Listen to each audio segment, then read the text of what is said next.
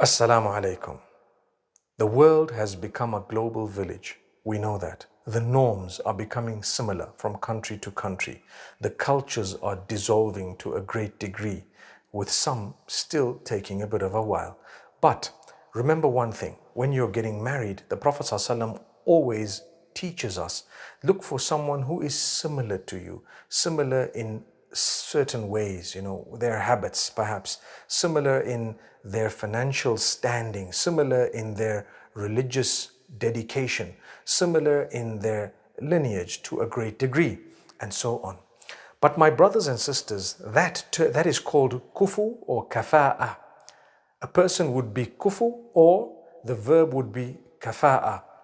Remember, it is important for us to follow that instruction, but some people use that as an excuse to deny a cross-racial, cross-cultural marriage.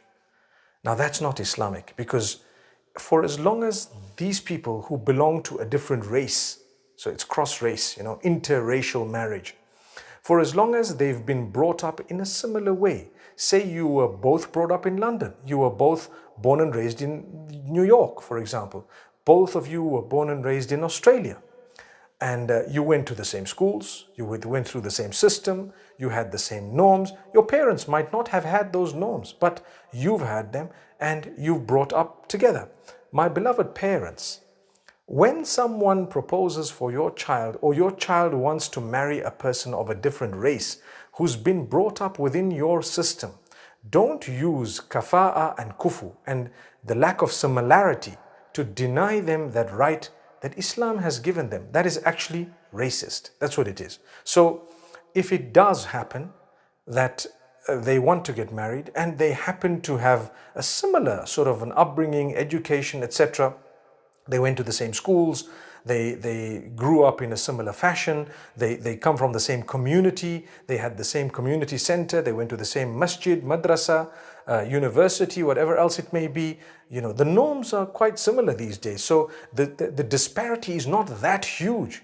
But where you have those people who are strictly cultural and the children themselves are also that cultural, then perhaps you may want to tell them this thing is not going to work. But let's not be racist, and let's understand Allah subhanahu wa ta'ala created all of us and He created us equal.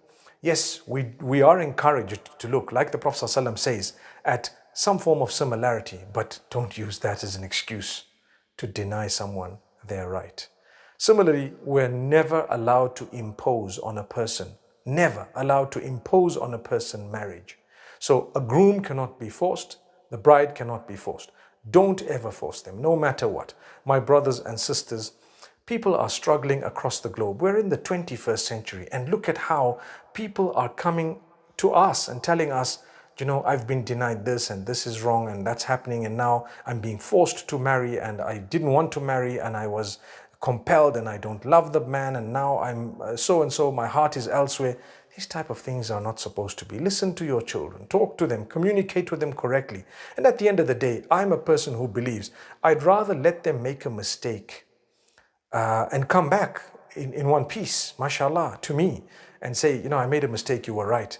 Than for them to lose their minds and become depressed and become, patients of mental health with me being the cause. May Allah subhanahu wa ta'ala protect all of us. I pray that Allah protect us also from racism and from various types of wrongdoings in this regard. أقول قولي هذا وصلى الله وسلم وبارك على نبينا محمد والسلام عليكم ورحمة الله.